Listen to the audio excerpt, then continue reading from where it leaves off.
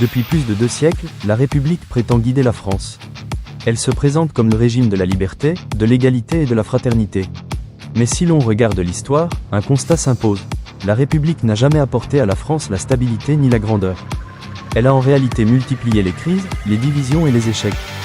Aujourd'hui, nous allons voir pourquoi la République n'est pas faite pour la France. La première République naît en 1792, dans le sang et le chaos. Dès 1793, c'est la terreur. Des milliers de Françaises exécutées, paysans, prêtres, nobles, simples citoyens. Le roi Louis XVI et la reine Marie-Antoinette guillotinés.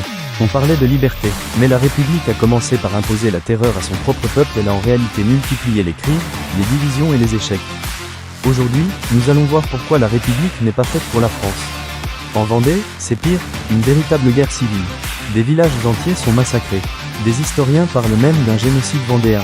Voilà la réalité du premier régime républicain. Depuis 1789, la France a connu 5 républiques, et aucune n'a tenu la route. La première s'effondre en 1799 avec le coup d'État de Napoléon.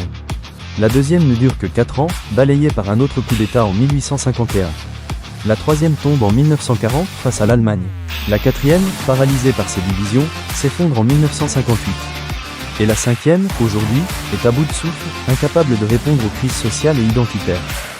La République est instable par nature. Elle divise, elle se fragilise elle-même, et finit toujours par s'écrouler.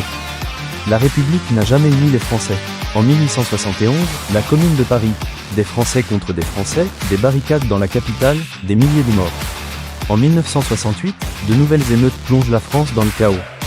Plus récemment, les Gilets jaunes montrent encore une fois que la République ne sait pas écouter ni rassembler. Elle oppose les élites au peuple, les partis entre eux, les idéologies les unes contre les autres. À chaque génération, la République recrée les fractures au lieu de les guérir. Face à cela, que donnait la monarchie ? 1000 ans d'histoire, d'unité et de continuité. Les rois ont bâti la France, Clovis a unifié les Francs, Saint-Louis a incarné la justice, François Ier a protégé la culture, Louis XIV a donné son rayonnement à l'Europe. Malgré les guerres, la monarchie a tenu 1000 ans sans jamais s'effondrer.